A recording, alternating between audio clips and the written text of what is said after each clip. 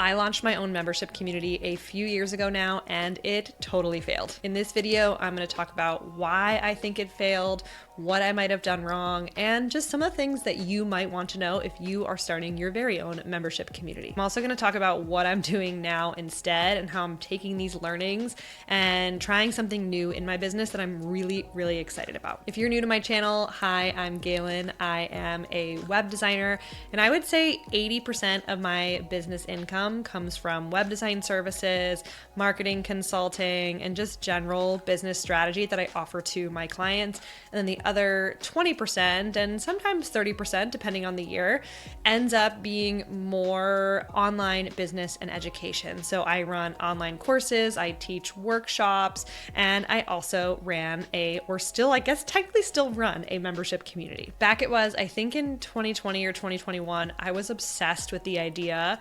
of running a membership community and how it would add passive income to my business and how I would get to build this really fun community of people around my business that I could connect with, and I could pass along all of my business knowledge and insight so that way I could help them grow their business too. I used to run an online summit, or basically an online conference, all about building a website with Squarespace, and it was targeted at business owners who use Squarespace as well as designers who use Squarespace.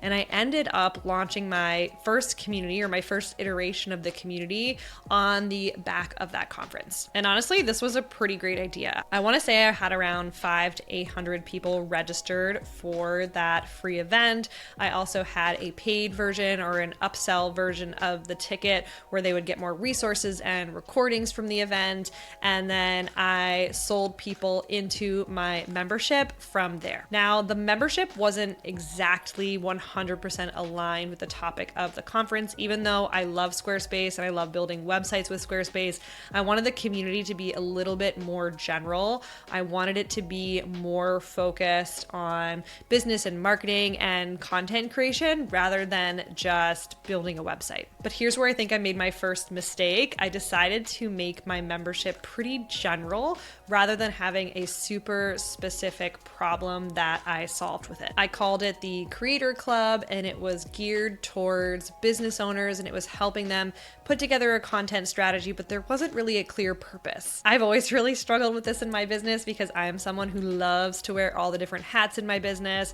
I feel like I am an expert enough at so many different things, and I am able to share that knowledge. It's so hard for me to feel like I'm drilling down and helping one person with one thing when it comes to my marketing. Regardless of my lack of clarity on what I wanted the goal of the membership to be, we had a great first launch. I think we had like 60 or so people come in through that first launch, which by anyone's measure, that would be a success in my opinion. I was really proud, but this is kind of where it started to fall apart. I had my community up and running. There was a ton of great educational content in there already, and people were pretty engaged at the beginning, but as time went on, it started to slow down a lot, and I was continuously posting and commenting and trying to get people engaged, but it just felt like pulling teeth. And one thing I've learned about myself after almost a decade in business is that I really like having people on the other side of the conversation, asking questions and being engaged. And then it's really, really hard for me to continuously show up in my business when it comes to marketing if there isn't that reciprocation there. I know a lot of people struggle with this in business, and all the marketing gurus out there will tell you, just stick with it. There's people there, even if you don't feel like they're there. And I did. I kept posting. I kept getting sharing helpful information and resources and video trainings and things like that. But I think because the goal of the membership was missing, it was tough to get everyone on board and working towards that same end goal. So after my team and I kind of realized this wasn't working, we took a step back. We kind of figured out how we could maybe focus the membership a little bit more. And that's what we did. We kind of relaunched it the following year after that same summit again, and we had a new influx of members and things were looking really good, but the same thing happened. And we were committed to showing up and still publishing content. We had a posting schedule where every Monday, Wednesday, and Friday we were sharing new content or putting out engaging posts, just trying to get comments and feedback and people responding to us. And it still felt like crickets. This was so disappointing for me because I just had this idea in my mind of what I wanted this community to be, what I wanted it to look like, and all of the opportunities that it could bring to my business by means of monthly recurring passive income. I also just loved the idea that I would be able to help more people. These might be people that wouldn't necessarily be able to afford to work with me one-on-one, but for a low monthly cost in my membership, they would be able to get support from me. I know there's a lot of people out there that say you shouldn't be creating content all the time. You shouldn't just be pumping content into your membership. If you want it to be successful, it's going to overwhelm people.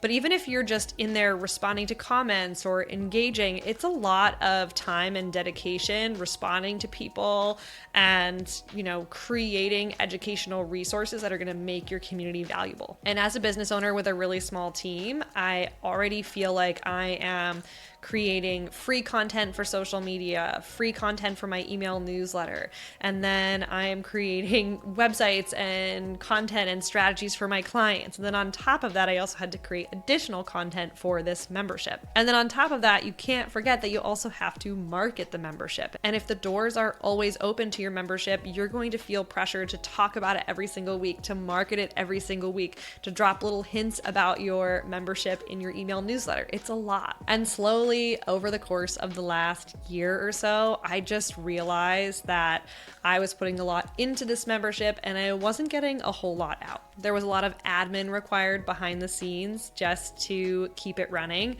I use a platform called Circle to run my community, and I wholeheartedly recommend them. I absolutely love them. If you're somebody looking to start a community, I have a few really great videos on this channel about how Circle works and what it looks like and what their features are, and I'm still going to be using them, so stay tuned later on in this video. I'm going to share with you what I'm looking to do next in my business and how I plan to continue using Circle as part of that. But like I said, if you're somebody looking to offer any sort of digital product, online community, or online course, I think Circle could be a great fit for you. If you want a little behind the scenes look at how I go live in Circle and how I structure my videos within Circle, you can sign up with my referral link, localcreative.co/circle, and then send us an email at support@localcreative.co, letting us know you use my referral link, and I will send you over that free training. Circle didn't have a great way to accept payments, and so it was recommended to use a third-party software tool to basically accept payments, and then you could add people to your community either manually or through an automation. Circle now has a really great built-in way to accept payments for your members. Those features weren't quite as robust then, and so I was using a tool called ThriveCart, which is just like a checkout software that allows you to charge people for a service or a product. I absolutely love ThriveCart. It's a fantastic platform and I still recommend it today. But I will say, when it came to using ThriveCart for my Circle membership, it was actually kind of a headache because the payments, recurring payments, were set up in ThriveCart, but the members were managed in Circle. So if somebody canceled their payment, I would then have to go in and remember to manually remove them from the community. What ended up happening is people were slowly canceling over time, and then I was having to go in once every few months and sort of delete the stragglers because they wouldn't get deleted automatically. Now you can just use the Circle built-in paywall functionality and it removes people automatically for you. Just another example of how I was putting a ton of time and effort into my community that wasn't exactly giving me a lot of return when it came to fulfillment, because there weren't people really engaged, as well as monetarily, it was making me some money, but it wasn't really a lot compared to everything else I was doing in my business. Just a caveat that most of the things that I'm talking about here are completely fixable. If you had had maybe more dedication or a larger team, or you could kind of crack the code on this. But I was kind of trying to do this on the side of my full-time web design business, and it was just a lot. If you wanted to start your own community, these are just some of the things that I think you should be aware of. I think there's so much positive information online about what it looks like to have this passive income and to build this community of adoring fans that pay you every month to be part of your world. It sounds so great, but the reality, at least for me, wasn't as perfect as it appeared to be online and other people's success stories. What I'm really excited about though is what I'm going to be doing next in my business and how I'm going to kind of incorporate these community elements into something that better fits me, my personality, and how I want to spend my time in my business. I have sold so many different types of digital products over the years, from one-off quick Notion templates to live and then recorded workshops. I have a video about that I will link in the description below as well. I've also sold online courses that I've done live and pre-recorded, and then I have had a few different iterations of this community. I will say that one thing I've really enjoyed is this idea of offering a self-paced online course. I think it's really cool that you can offer it on evergreen, meaning that people can sign up anytime and start at their own pace. But I do miss that little bit of community engagement and actually being able to help people one-on-one.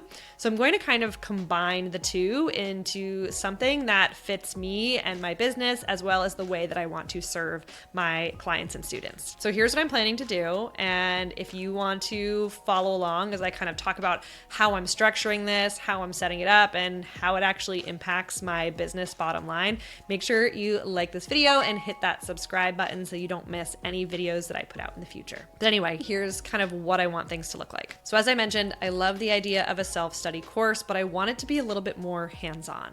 But I feel like when you have this membership community that's just sort of always there and open-ended, people don't really have any sort of reason to engage now. They're like, oh, the community's always going to be there. I can come back when I have time.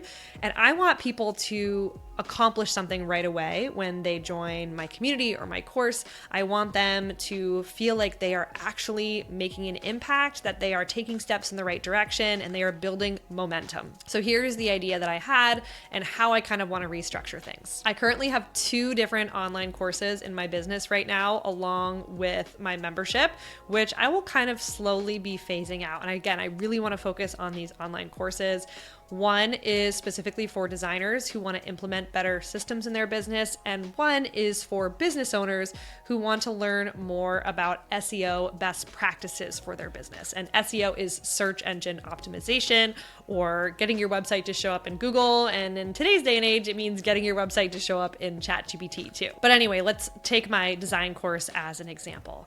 I haven't been able to focus a ton of time on marketing this course and getting new students inside, but that's all going to change with this new format. I want to structure the course in the same way, where it's a self-paced course. You can sign up anytime and go through the different lessons a few times a year. Maybe it'll be once a year, twice a year, 3 times a year. I'm not sure quite yet. I want to offer a one-time sprint where we get a group together, a cohort together, who all sign up for the program at the same time.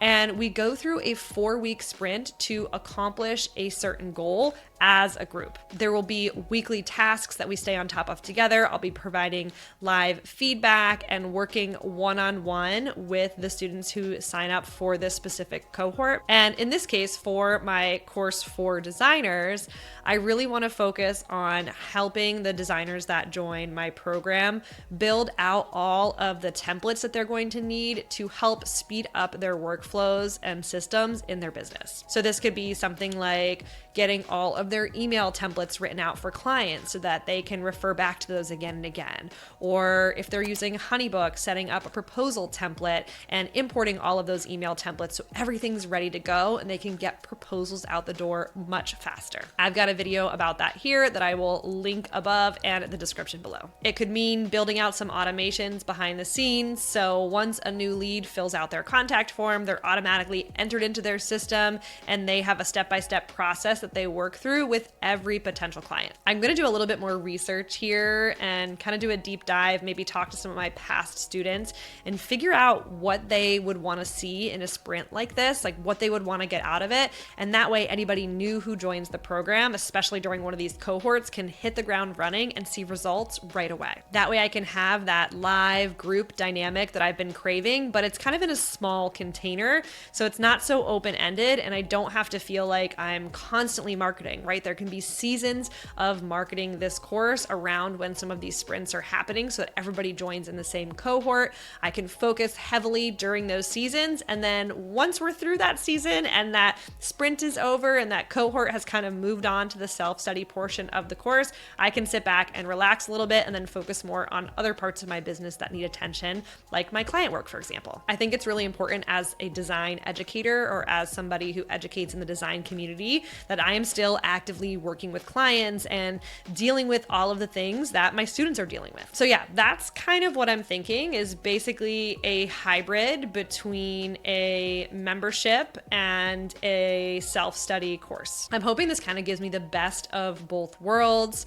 I already have this program created. It's just a matter of adding to it, making it even better, and figuring out what I want that sprint to look like, what that goal is going to be that we can all work towards together so that I can support my students through that process. Having that really short timeline, I think, is just going to get the engagement that I've been craving and help people really feel compelled to get things done now rather than just sort of pushing it off to the back burner. Anyway, I hope this video was helpful, kind of an honest look at what it actually is like to run a membership community. I'm really excited that through this change, I'm still going to keep everything on the same platform, Circle. I love that Circle kind of lets me have that hybrid approach. They have the ability to add your online course, and I've already got mine in there, which makes it really easy. And then I can add in this community element as needed for the different cohorts that come through the program. Again, if you want to check out Circle, I'll include my referral link in the description below, or just leave me a comment on this video with any questions that you have, and I will do my best to answer them, or even just make another video to kind of walk you through what it might look like for you. I hope you found this video helpful. It's a little bit of a peek behind the scenes at what it's actually like to be a full-time business owner working with clients and trying to build in some elements of passive income with an online course or a digital product behind the scenes. It's a lot, but I wouldn't do it any other way. If you want to follow along on my journey or you have any questions about how I'm setting things up behind the scenes, let me know in the comments below. Thanks again for watching, and I'll see you in the next one.